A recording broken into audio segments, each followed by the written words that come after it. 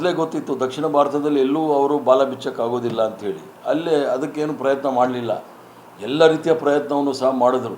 ಅವರ ಸ್ವಂತ ಸಿದ್ಧಾಂತಗಳನ್ನು, ಸೈದ್ಧಾಂತಿಕ ವಿಚಾರಗಳನ್ನು ಸಹ ರಾಜಿ ಮಾಡಿಕೊಂಡು ಕೇರಳದಲ್ಲಿ ಒಳ್ಳೆ ದನದ ಮಾಂಸವನ್ನು ನಾವು ಸರಬರಾಜು ಮಾಡ್ತೀವಿ ಅಂತೆಲ್ಲ ಕೊಟ್ಟರೂ ಸಹ ಅಲ್ಲೇನೂ ಅವ್ರಿಗೆ ಅವಕಾಶ ಆಗಲಿಲ್ಲ. ಆದ್ದರಿಂದ ಉತ್ತರ ಪೂರ್ವ ರಾಜ್ಯಗಳಲ್ಲಿ ಸಾಂವಿಧಾನಿಕ ಸಂಸ್ಥೆಗಳನ್ನು ದುರುಪಯೋಗ ಪಡಿಸ್ಕೊಂಡು ಇವ್ರು ಗೆದ್ದಿರ್ತಕ್ಕಂಥದ್ದು ಭಾಳ ಸ್ಪಷ್ಟವಾಗಿ ಕಾಣುತ್ತೆ.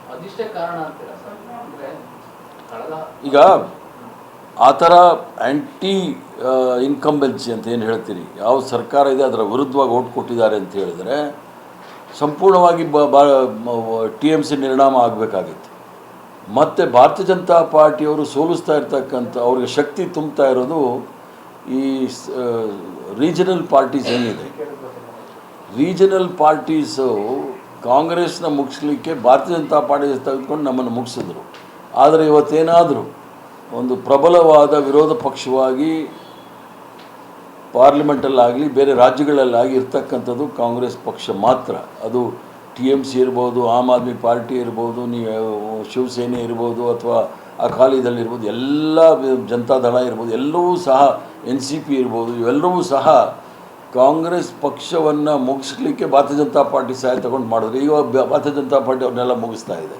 ಆದ್ದರಿಂದ ಏನಾದರೂ ಈ ದೇಶದಲ್ಲಿ ಪ್ರಜಾಪ್ರಭುತ್ವ ಮತ್ತು ಸಂವಿಧಾನ ಮತ್ತು ರಾಷ್ಟ್ರೀಯತೆ ಉಳ್ಕೊಳ್ಬೇಕಾದ್ರೆ ಅದು ಕಾಂಗ್ರೆಸ್ ಪಕ್ಷ ಮಾತ್ರ ಸಾಧ್ಯ. ಅದನ್ನು ಉಳಿಸ್ತೀವಿ ಅನ್ನೋ ಭರವಸೆ ನಮಗಿದೆ. ತಮಿಳುನಾಡಲ್ಲಿ ಸರ್ TVKಗೆ ಮೂರನೇ ಪ್ಲೇಸಿಗೆ ಹೋಗಿದೆ DMK. ಅದು ಕೂಡ ದೊಡ್ಡ ಜನ್ ಝಿ ಅನ್ನೋದೇನಿದೆ ನೋಡಿ, ಅದು ಭಾಳ ಪ್ರಬಲವಾಗಿ ಅಲ್ಲಿ ಕಾರ್ಯಪ್ರವೃತ್ತರಾಗಿತ್ತು.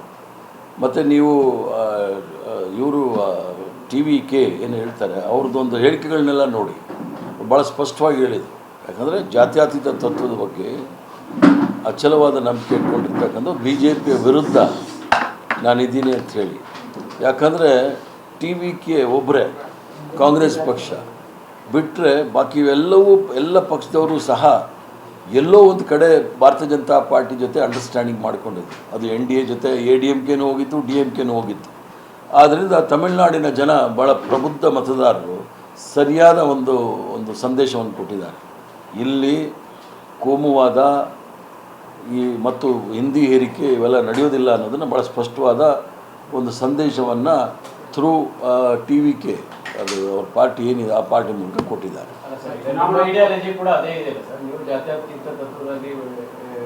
ಸಿದ್ಧಾಂತ ಕೂಡ ಅದೇ ಇದೆ, ಕೋಮು ಅಗೇನೆಸ್ಟ್ ಇದೀರಿ.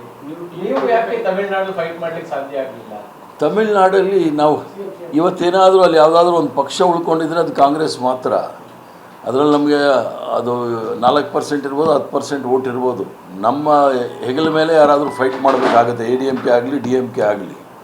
ಆದರೆ TVK ಬಂದಿರತಕ್ಕಂಥದ್ದು ಒಂದು ಹೊಸ ಅಧ್ಯಾಯ ಪ್ರಾರಂಭ ಆಗೋದರಲ್ಲಿ ಯಾರಿಗೂ ಸಹ ಸಂಶಯ ಬೇಕಾಗಿಲ್ಲ.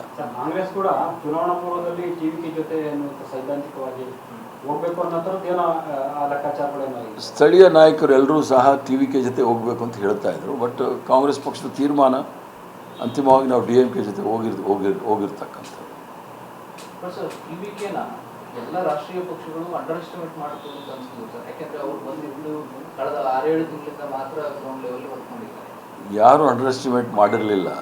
ಅವ್ರಿಗೆ 24% 30% ವೋಟ್ ಇದೆ ಅನ್ನೋದು ಎಲ್ರಿಗೂ ಸಹ ಗೊತ್ತಿತ್ತು. ಅವರ ಎಲ್ಲಿ ಭವಿಷ್ಯದ ಬಗ್ಗೆ ಸ್ವಲ್ಪ ಯೋಚನೆ ಮಾಡಿ ಅದು ಸಾಂವಿಧಾನಿಕವಾಗಿ ಯೋಚನೆ ಮಾಡಿದರೆ ಸರಿಯಾಗಿರ್ತಾಯಿತ್ತು ಅಂತ ಕಾಣುತ್ತೆ. ಈ ಪಂಚಾಂಗ ಕವಡೆ ಶಾಸ್ತ್ರಕ್ಕೆ ಹೋದರೆ ಇದೇ ಆಗೋದು.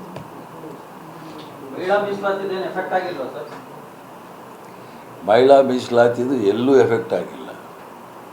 ಭಾರತೀಯ ಜನತಾ ಪಾರ್ಟಿಯವರು ಹೇಳ್ಬೋದು ಪಶ್ಚಿಮ ಬಂಗಾಳದಲ್ಲಿ ಮತ್ತು ಅಸ್ಸಾಮಲ್ಲಿ ಮಹಿಳಾ ಮೀಸಲಾತಿ ಅಂತ. ಪಶ್ಚಿಮ ಬಂಗಾಳದಲ್ಲಿ ಅಸ್ಸಾಮಲ್ಲಿ ಗೆದ್ದಿರ್ತಕ್ಕಂಥದ್ದು SIR ಮತ್ತು ಸಾಂವಿಧಾನಿಕ ಸಂಸ್ಥೆಗಳು ಮತ್ತು ಆರ್ಮಿ, ಪೊಲೀಸ್, CRPF ಮತ್ತು ರೈಫಲ್ ಮತ್ತು 7th ಫ್ಲೀಟ್ ಒಂದು ಬರಲಿಲ್ಲ. ಬಾಕಿದೆಲ್ಲ ಬಂದಿತ್ತಲ್ಲಿ ಮಮತಾನ ಸೋಲಿಸ್ಲಿಕ್ಕೆ. ಏನು ಕಾಂಗ್ರೆಸ್ ಕಲಿಬೇಕಾಗಿದೆ ಸರ್? ಯಾಕಂದರೆ ವೆಸ್ಟ್ ಬೆಂಗಾಲಲ್ಲಿ ಕೂಡ BJP ಅಧಿಕಾರಕ್ಕೆ ಬರ್ತಾ ಇದೆ, ಅಸ್ಸಾಂನೂ ಅಧಿಕಾರ ಉಳಿಸ್ಕೊಂಡಿದ್ದಾರೆ, ಪುದುಚೇರಿಯಲ್ಲೂ ಕೂಡ ಸರ್ಕಾರ ಮಾಡ್ತಿದ್ದಾರೆ. ಈ ಈ ನಡುವೆ ಕಾಂಗ್ರೆಸ್ಗೆ ಇದೊಂಥರ ದೊಡ್ಡ ಹಿನ್ನಡೆ ಅಲ್ಲ, ಏನು ಕಲಿಬೇಕು?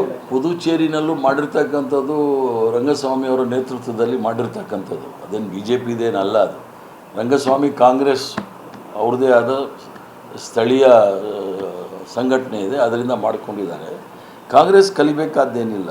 ಕಲಿಬೇಕಾಗಿರ್ತಕ್ಕಂಥದ್ದು ಈ ರೀಜನಲ್ ಪಾರ್ಟೀಸ್ ಇದೆ ನೋಡಿ, ಈ ಪಾರ್ಟಿಗಳು ಸ್ವಲ್ಪ ಯೋಚನೆ ಮಾಡಬೇಕಾಗತ್ತೆ. ಕಾಂಗ್ರೆಸ್ ಪಕ್ಷವನ್ನು ಹೀನವಾಗಿ ಅಂಡರ್ಎಸ್ಟಿಮೇಟ್ ಮಾಡೋದು ಇವೆಲ್ಲ ನಡೆಯೋದಿಲ್ಲ. ಇದು ನ್ಯಾಷನಲ್ ಪಾರ್ಟಿ, ಅತಿ 140 ವರ್ಷದ ಇತಿಹಾಸ ಇರ್ತಕ್ಕಂಥ ಪಾರ್ಟಿ.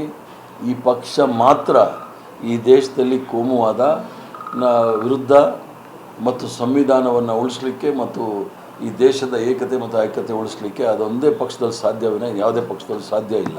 ಆದ್ದರಿಂದ ನಿರಂತರ ಹೋರಾಟ ನಡೀತಾ ಇರುತ್ತೆ. ಸ್ವಲ್ಪ ದಿವಸ ಆದಮೇಲೆ ಭಾರತೀಯ ಜನತಾ ಪಾರ್ಟಿನ ಏನು ಮಾಡಿದ್ರೆ ಜನ ತೀರ್ಮಾನ ಮಾಡ್ಕೊಳ್ತಾರೆ. ಎಲ್ಲ ರೀಜನಲ್ ಪಾರ್ಟೀಸ್ ಇದೆ ನೋಡಿ, ಅವರ ಹಿನ್ನೆಲೆ ತೆಗೆದುಕೊಂಡಾಗ ಅವರ ಬೇಸಿಕ್ ಚಿಂತನೆ ಏನಿತ್ತು ಅಂದರೆ ಕಾಂಗ್ರೆಸ್ನ ಸೋಲಿಸ್ಬೇಕು ಅಂತ. ಅವರು ಉಳ್ಕೊಂಡಿದ್ರೆ ಪರವಾಗಿಲ್ಲ, ಸೋಲ್ಸೆಲ್ಲ ಪರಿಣಾಮ ಆಗೋದು. ಸರ್, ಇದು ದಕ್ಷಿಣ ಭಾರತದಲ್ಲಿ ಬಿಜೆಪಿ ತನ್ನ ನೆಲೆ ಕಂಡುಕೊಳ್ತಾ ಇಲ್ಲ, ಓಕೆ ಸರ್. ಆದರೆ ಉತ್ತರ ಭಾರತದಲ್ಲಿ ಅವರು ಮಾಡ್ತಿರೋ ಪ್ರಯೋಗಗಳು, ನೀವು ಹೇಳಿದ್ರೆ ಕಾಂಗ್ರೆಸ್ ಮುಕ್ತ ಅನ್ನೋದೊಂದು ಕಾನ್ಸೆಪ್ಟ್ ಅನ್ನು ಇಟ್ಕೊಂಡು ಏನ್ ಬೇಕಾದ್ರೂ ಮಾಡ್ತೀವಿ ಅಂತ ಹೊರಟಿದ್ದಾರೆ. ಎಲ್ಲ ರಾಜ್ಯಗಳನ್ನ ಆಕ್ಯುಪೈ ಮಾಡ್ಕೊಳ್ತಾರೆ. ಕಾಂಗ್ರೆಸ್ ಮುಕ್ತ ಭಾರತ್ ಅಂತ ಹೇಳಿ ಪ್ರಯತ್ನ ಮಾಡಿದವರು ನಾವು 44ರಿಂದ 100 ಸೀಟಿಗೆ ಬಂದಿದ್ದೀವಿ ಲೋಕಸಭೆಯಲ್ಲಿ. ಕಾಂಗ್ರೆಸ್ ಮುಕ್ತ ಅಂತ ಹೇಳಿ ಮಾಡಿದಂಥ ಭಾರತೀಯ ಜನತಾ ಪಾರ್ಟಿಯವರು ದಕ್ಷಿಣ ಭಾರತದಲ್ಲಿ BJP ಮುಕ್ತ ದಕ್ಷಿಣ ಭಾರತ ಆಗೋಗಿದೆ. ಆದ್ದರಿಂದ ಕಾಂಗ್ರೆಸ್ನ ಮುಕ್ತ ಮಾಡಲಿಕ್ಕೆ ಆಗೋದಿಲ್ಲ.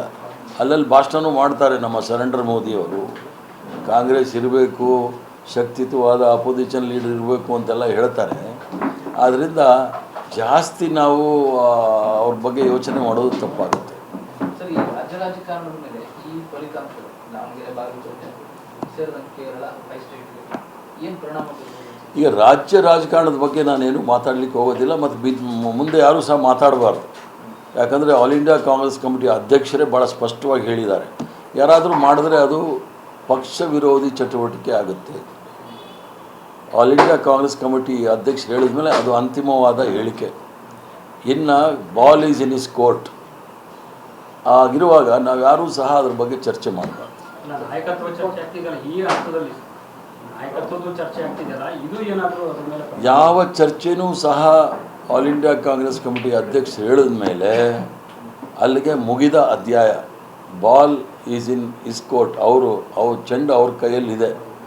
ಅವ್ರು ಏನು ಮಾಡ್ತಾರೆ ಅದೇ ಅಂತಿಮ. ಬೇರೆ ನಾವು ಯಾರಾದರೂ ಮಾತಾಡಿದ್ರೆ ಅದು ಪಕ್ಷ ವಿರೋಧಿ ಆಗುತ್ತೆ. ಅದರಿಂದ ಯಾರು ಮಾತಾಡದೇ ಇರೋದು ಉತ್ತಮ.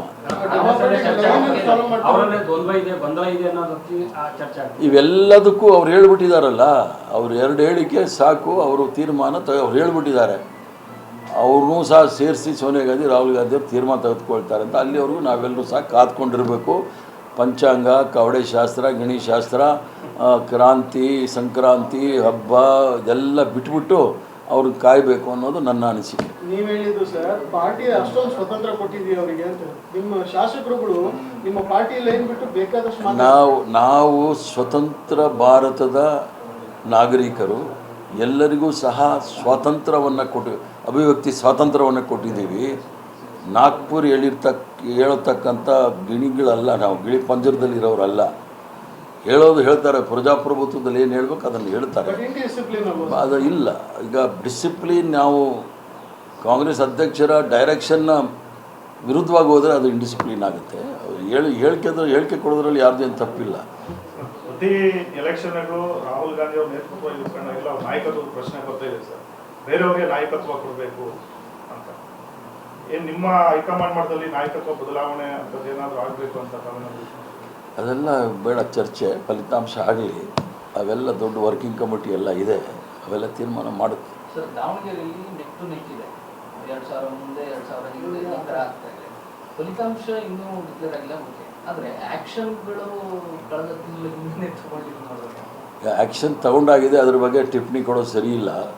ಅಲ್ಲಿ ಹಿಂದೆ ಮುಂದೆ ಹೋಗೋಕ್ಕೆ ಅಲ್ಪಸಂಖ್ಯಾತರ ಸಮುದಾಯದಿಂದ ಸುಮಾರು 10-14 ಜನ ಅಭ್ಯರ್ಥಿಗಳು ನಿಂತಿದ್ದಾರೆ, 15 ಜನ.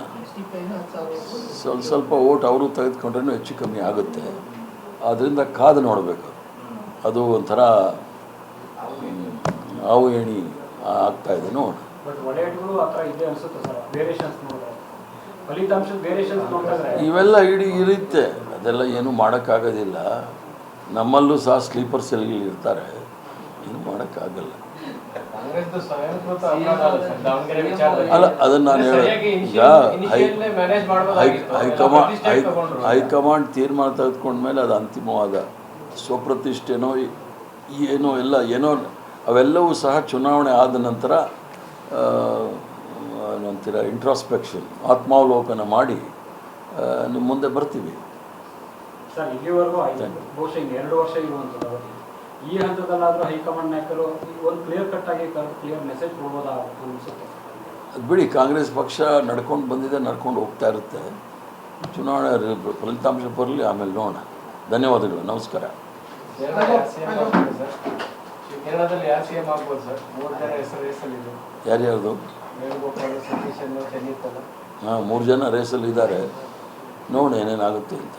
ಏನು ಜನ ನಿಮ್ಮ ಒಪಿನಿಯನ್ ಹೇಳಿ ಸರ್.